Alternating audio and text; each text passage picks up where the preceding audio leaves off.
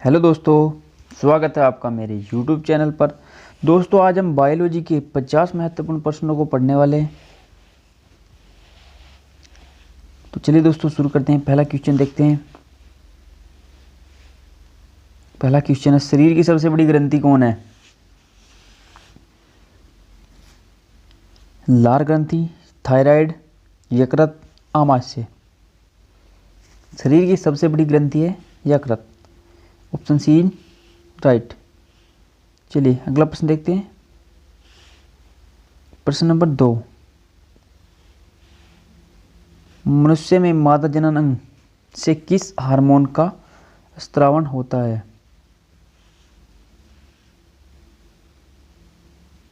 ए oestrogen, B progesterone, सी relaxin और D सभी कथन सत्य है। इस प्रश्न का सही उत्तर होगा ऑप्शन सी रिलैक्सिन। चलिए बढ़ते हैं आगे। अगला प्रश्न देखते हैं। प्रश्न नंबर 3, मनुष्य में ऐच्छिक गतियों का नियंत्रण किसके द्वारा होता है? सेरिब्रम, थायराइड, सेरिबेलम, इनमें से कोई नहीं। मनुष्य में ऐच्छिक गतियों का नियंत्रण सेरिब्रम के द्वारा होता है। ऑप्शन ए सही हो जाएगा। चलिए अगला प्रश्न देखते हैं। प्रश्न नंबर 4, शरीर का तापक्रम कहाँ नियंत्रित होता है? Spinal cord, cerebellum, hypothalamus, pituitary. शरीर का तापक्रम कहाँ नियंत्रित होता है? हाइपोथैलेमस में। चलिए अगला प्रश्न देखते हैं। प्रश्न नंबर 5, अमीबा में भोजन का अंतर्ग्रहण किसके द्वारा होता है? ऑप्शन देंगे, कूटपाद, कोशिका मुंह, सीलिया, गुदा द्वार। अमीबा में भोजन का अंतर्ग्रहण होता है कूटपाद द्वारा। चलिए अगला प्रश्न देखते हैं। प्रश्न नंबर 6, निम्न में से कौन सा एंजाइम लार में पाया जाता है? Pepsin, trypsin, ptyalin, chymotrypsin. तो लार में कौन सा एंजाइम पाया जाता है? टाइलिन। ऑप्शन सी सही हो जाएगा। अगला प्रश्न देखते हैं। प्रश्न नंबर 7, वह प्रक्रिया जिसके द्वारा मनुष्य श्वास ग्रहण करता है तथा छोड़ता है वह है? ऑप्शन देखते हैं। श्वसन, श्वासोच्छ्वास, प्रश्वास, निश्वसन।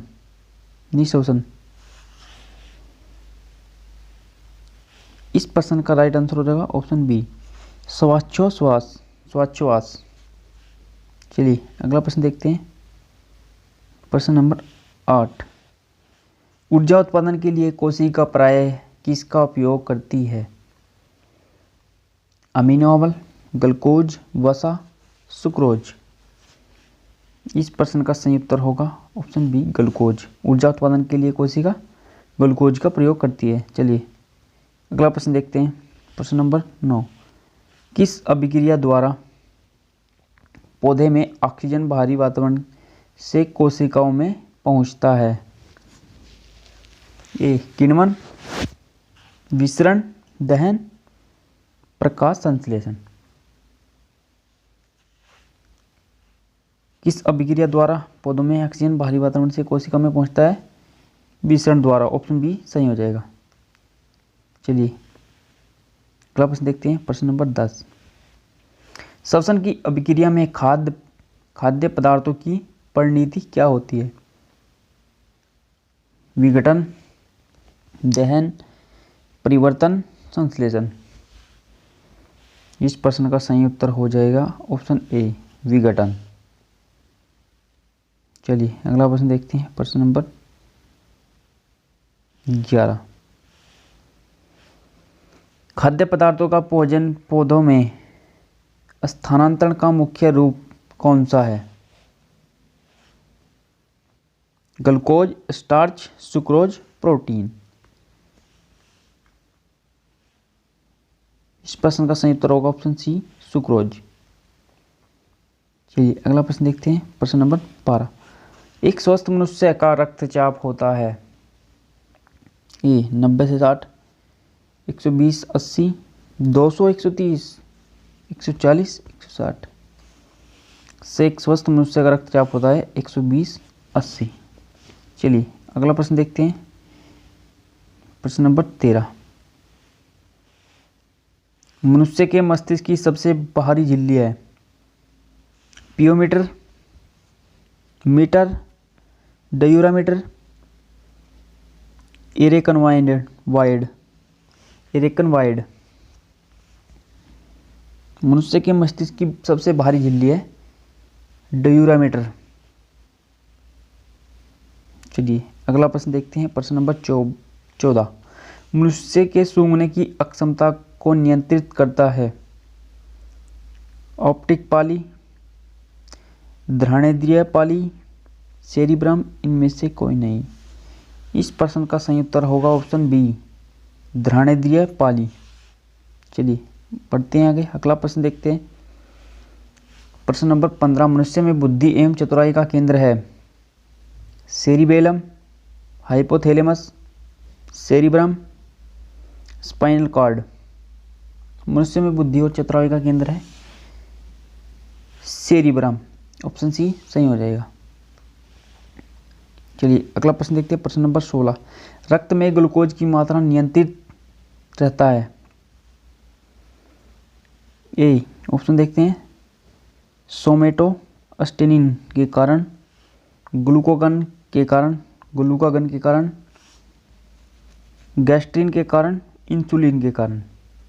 रक्त में ग्लूकोज की मात्रा नियंत्रित रहती है इंसुलिन के कारण, ऑप्शन डी सही हो जाएगा। चलिए अगला प्रश्न देखते हैं, प्रश्न नंबर 17। ऑक्सीजन है वसा, कार्बोहाइड्रेट, एंजाइम, हार्मोन।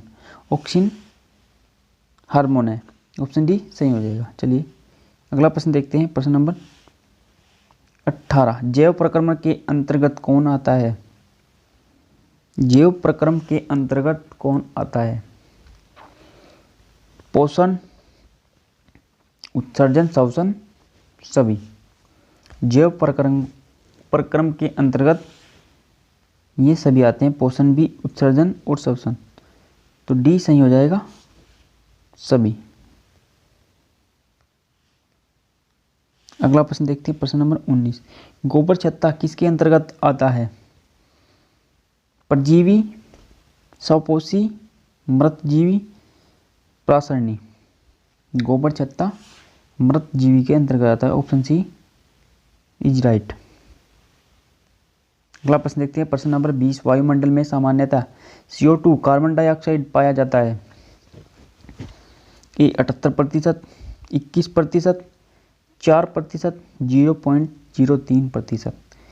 वायुमंडल में कार्बन डाइऑक्साइड 0.03% पाई जाती है, ऑप्शन डी सही हो जाएगा। चलिए अगला प्रश्न देखते हैं, प्रश्न नंबर 21। छाया में पनपने वाले पौधे को क्या कहते हैं? ऑप्शन देखते हैं, ए हेलियोफाइट्स, थियोफाइट्स, सियोकाइट्स, इनमें से कोई नहीं। छाया में पनपने वाले पौधे को सियोकाइट्स कहते हैं, ऑप्शन सी सही हो जाएगा। चलिए अगला प्रश्न देखते हैं, प्रश्न नंबर 22। मनुष्य में मुख्य श्वसन अंग है फेफड़ा, नाक, ट्रेकिया, क्लोम। ऑप्शन ए सही हो जाएगा, फेफड़ा। मनुष्य में श्वसन अंग फेफड़ा है। चलिए अगला प्रश्न देखते हैं, प्रश्न नंबर 23। निम्न में कौन सी बीमारी श्वसन तंत्र से संबंधित है? ए डायरिया, बी टीबी, सी निमोनिया, डी बी और सी दोनों। टीबी और निमोनिया दोनों श्वसन तंत्र से संबंधित बीमारी है, तो ऑप्शन डी सही हो जाएगा, बी और सी दोनों। चलिए अगला प्रश्न देखते हैं, प्रश्न नंबर 24। उच्च रक्तचाप की अवस्था को क्या कहते हैं? हाइपोटेंशन, पक्षाघात, हाइपरटेंशन, इनमें से कोई नहीं। उच्च रक्तचाप की अवस्था को क्या कहते हैं? हाइपरटेंशन। ऑप्शन सी सही हो जाएगा।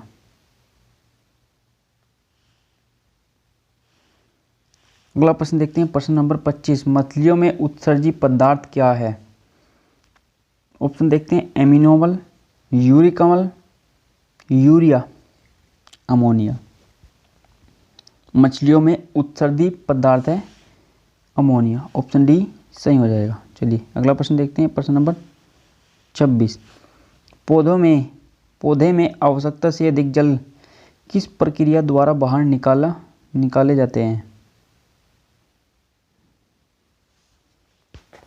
अवशोषण, वाष्पोत्सर्जन, उत्सर्जन, प्रकाश संश्लेषण। पौधे में आवश्यकता से अधिक जल वाष्पोत्सर्जन से बाहर निकलता है। ऑप्शन बी सही हो जाएगा। चलिए अगला प्रश्न देखते हैं, प्रश्न नंबर 27। निम्न में से किसे प्रकाश संश्लेषी अंगक कहते हैं? पत्ती, हरितलवक, स्टोमाटा, जड़। प्रकाश संश्लेषी अंग है पत्ती। चलिए ऑप्शन ए सही हो जाएगा। अगला प्रश्न देखते हैं, प्रश्न नंबर 28। पौधे में गैसों का आदान प्रदान के लिए रहते हैं। पौधे में गैसों के आदान प्रदान के लिए रहते हैं जड़, रंध्र, टहनी, तना। पौधे में गैसों के आदान प्रदान के लिए रहते हैं रंध्र। ऑप्शन बी सही हो जाएगा। चलिए अगला प्रश्न देखते हैं, प्रश्न नंबर 19। फेफड़े का आकार होता है गोलाकार, बेलनाकार, शंक्वाकार, अंडाकार। फेफड़े का आकार होता है शंक्वाकार। ऑप्शन सी सही हो जाएगा। चलिए अगला प्रश्न देखते हैं, प्रश्न नंबर 30। भोजन का पाचन किस प्रकार की अभिक्रिया है? उपचयन, संयोजन, अपचयन, विस्थापन। भोजन का पाचन उपचयन अभिक्रिया है। ऑप्शन ए सही हो जाएगा। चलिए अगला प्रश्न देखते हैं, प्रश्न नंबर 31। हार्मोन शब्द का नामकरण किसने किया था? रॉबर्ट रस्तु, बेलिस एवं स्टार्लिंग, ब्राउन, पोर्टर। हार्मोन शब्द का नामकरण किया था बेलिस एवं स्टार्लिंग ने। ऑप्शन सी सही हो जाएगा। अगला प्रश्न देखते हैं, प्रश्न नंबर 32। पृथक्करण का नियम किसने दिया था? एसिरियंस, डार्विन, मेंडल, बेबीलोनियन। पृथक्करण का नियम मेंडल ने दिया था। ऑप्शन सी सही हो जाएगा। चलिए अगला प्रश्न देखते हैं, जीव विज्ञान शब्द का प्रयोग सर्वप्रथम किसने किया? ए लेमार्क तथा ट्रेविरेनस ने, वॉन मोल ने, पुरकिंजो ने, अरस्तु ने। जीव विज्ञान शब्द का सर्वप्रथम प्रयोग किया था लेमार्क तथा ट्रेविरेनस ने। अगला प्रश्न देखते हैं, प्रश्न नंबर 34। जीव विज्ञान के जनक के नाम से जाने जाते हैं? लेमार्क, डार्विन, अरस्तु, ट्रेविरेनस। जीव विज्ञान के जनक के नाम से जाने जाते हैं अरस्तु। ऑप्शन सी सही हो जाएगा। अगला प्रश्न देखते हैं, प्रश्न नंबर 35। वनस्पति विज्ञान के जनक के नाम से जाने जाते हैं? थियोफ्रेस्टस, डार्विन, पुरकिंजे, अरस्तु। वनस्पति विज्ञान के जनक के नाम से जाने जाते हैं थियोफ्रेस्टस। दोस्तों ये वनस्पति विज्ञान के जनक हैं और वे जीव विज्ञान के जनक थे। चलिए बढ़ते हैं आगे। अगला प्रश्न देखते हैं, प्रश्न नंबर 36। बॉटनी शब्द की उत्पत्ति किस भाषा के शब्द से हुई? ग्रीक, लैटिन, फ्रेंच, पुर्तगाली।